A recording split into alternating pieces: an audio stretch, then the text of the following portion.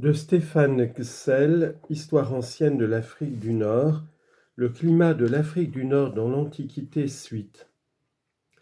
À l'intérieur, la diminution des pluies devrait être en proportion de la distance qui sépare les diverses régions de la mer, d'où viennent les courants humides, si le relief du sol et l'exposition ne déterminaient pas des variations importantes.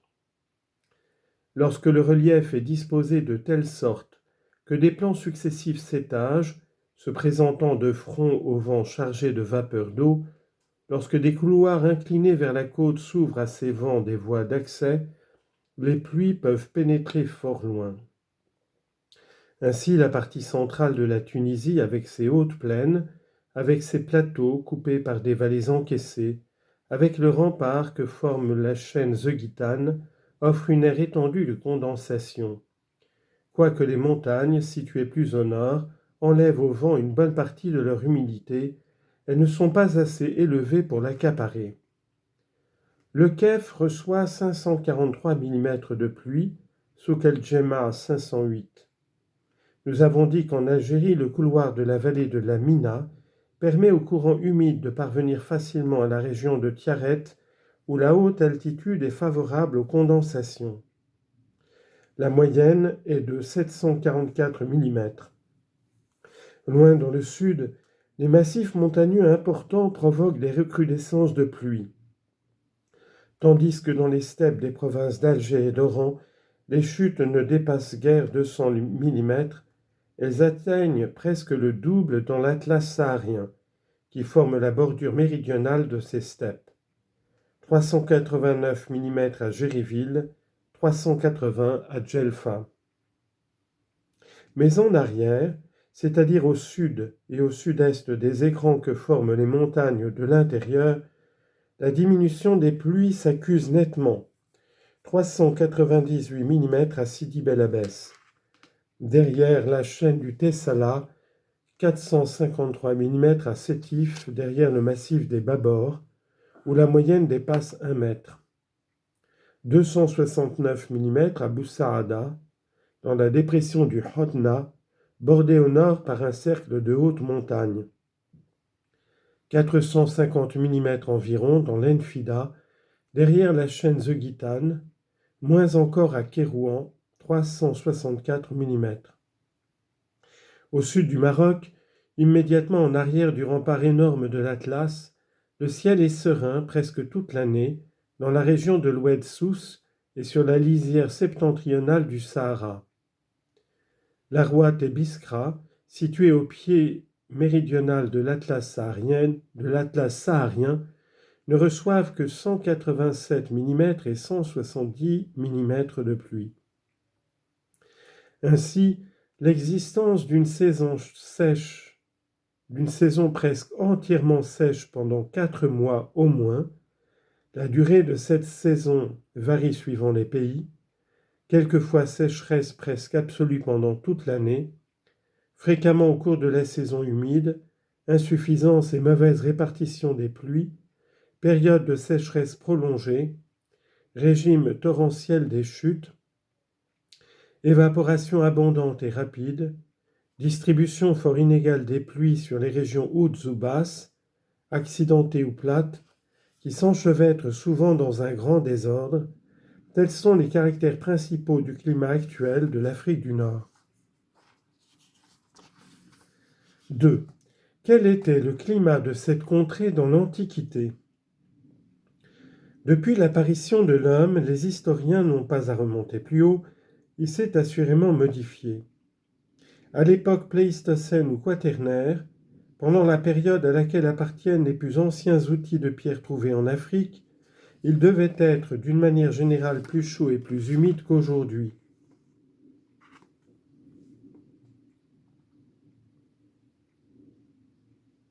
On lit en note.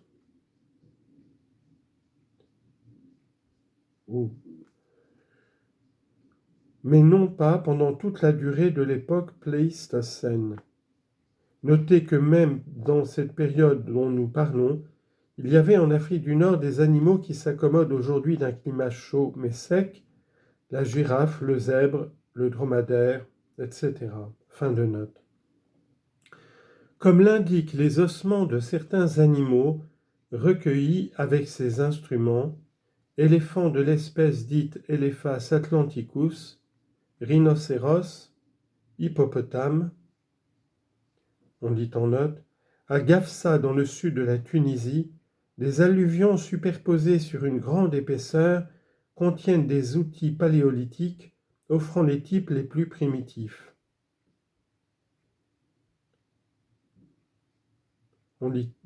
L'étude de la formation de ces alluvions a convaincu M. De Morgan qu'il y avait eu à cette époque des précipitations atmosphériques très abondantes et très violentes. Fin de note.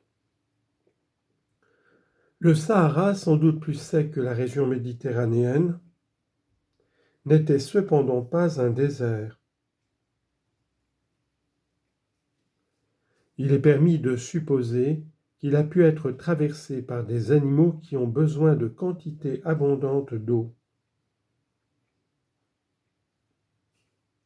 Car on a constaté l'identité d'un certain nombre d'espèces qui existaient alors en Berbérie et qui vivent encore aujourd'hui au Soudan et dans l'Afrique australe. Un climat chaud et très humide régna dans l'Europe centrale pendant une partie de l'époque quaternaire, dans le long intervalle de 2 périodes glaciaires. C'est alors qu'apparaissent dans cette contrée les plus anciens vestiges de l'industrie humaine. Puis vint une période de froid humide, suivie d'un climat à la fois sec et froid, caractérisé au point de vue de la faune par le renne. Les cavernes servirent de demeure aux hommes. Ce refroidissement dut aussi se faire sentir dans l'Afrique du Nord, y causant la disparition ou la diminution de quelques espèces animales, comme l'éléphant, l'hippopotame et le rhinocéros, ou la diminution de quelques amenant peut-être l'homme à s'abriter sous des grottes. Mais il fut beaucoup moins marqué que dans le centre de l'Europe. On dit en note, ce ne fut pas l'absence de communication terrestre qui empêcha le renne de venir habiter l'Afrique du Nord. En Europe même, il ne pénétra pas dans la péninsule italique et il paraît s'être arrêté en Espagne au nord-est de la Catalogne. Fin de note.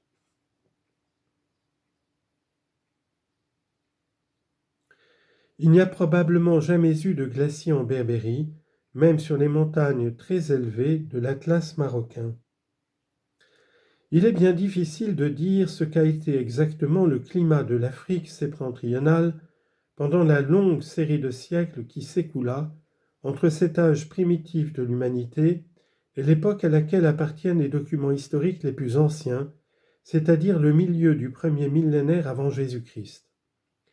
On peut seulement constater que dans le tel, la faune qui accompagne les restes de l'industrie paléolithique la plus récente et de l'industrie néolithique vit ou pourrait vivre encore dans le pays.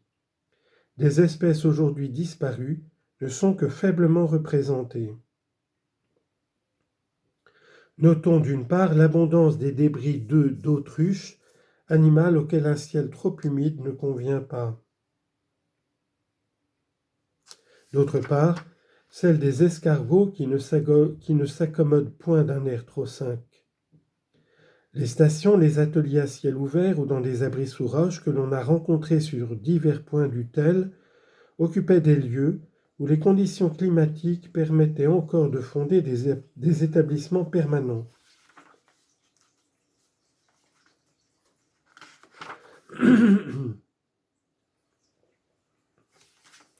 Au sud de la Berbérie, dans l'Oranie surtout, existent des gravures rupestres exécutées au moins en partie dans les derniers temps de l'industrie néolithique. Elles semblent indiquer qu'un climat assez différent du climat actuel régnait alors dans les montagnes qui bordent le Sahara. Les éléphants et les grands buffles apparaissent fréquemment parmi les animaux représentés. De nos jours, l'Atlas saharien n'est pas assurément un pays désertique. Il tombe près de 400 mm de pluie dans le Djebel Amour. Autant qu'à Sidi Bel Abbès, presque autant qu'à Sétif et à Sousse. Les sources n'y manquent pas, et on y voit de forts et de bons pâturages. Il est cependant peu probable que des troupeaux d'éléphants y trouveraient encore pendant la saison chaude l'alimentation liquide et solide nécessaire à leur existence. Quant aux buffles, qui se baignent en été et craignent la chaleur sèche, on ne voit guère comment ils pourraient vivre dans l'Atlas saharien. L'hypothèse d'une modification du climat dans cette région n'est donc pas invraisemblable. Le Sahara est en dehors de la contrée qui fait l'objet de notre étude. Pourtant, il ne sera pas inutile d'en parler ici, au moins brièvement, car le climat de cette partie de l'Afrique a pu s'étendre ou exercer une influence plus ou moins marquée sur les pays qui l'avoisinent au nord. C'est un fait bien connu que des stations et des ateliers dits préhistoriques se rencontrent en nombre vraiment extraordinaire dans le nord du grand désert. L'importance de beaucoup de ces établissements atteste qu'ils ont été occupés pendant fort longtemps, soit d'une manière permanente, soit par intermittence. On y trouve des mortiers, des pilons, des rouleaux qui servaient à écraser les grains. Certaines parties du Sahara étaient alors cultivables. Ces découvertes permettent tout au moins de poser la question. Les outils, les armes en pierre que l'on a recueillis offrent pour la plupart des types néolithiques. Au sud-est de l'Algérie, dans l'Ergue orientale, ils présentent une étroite parenté, souvent même une entière ressemblance avec ceux qui se rencontrent en Égypte et qui datent de plusieurs milliers d'années avant notre ère. Mais il serait imprudent d'établir un synchronisme entre les civilisations lithiques des deux contrées. Il est possible, nous le verrons, que l'industrie de la pierre, conservant les mêmes procédés, les mêmes formes, se soit maintenue dans le Sahara plus longtemps qu'ailleurs.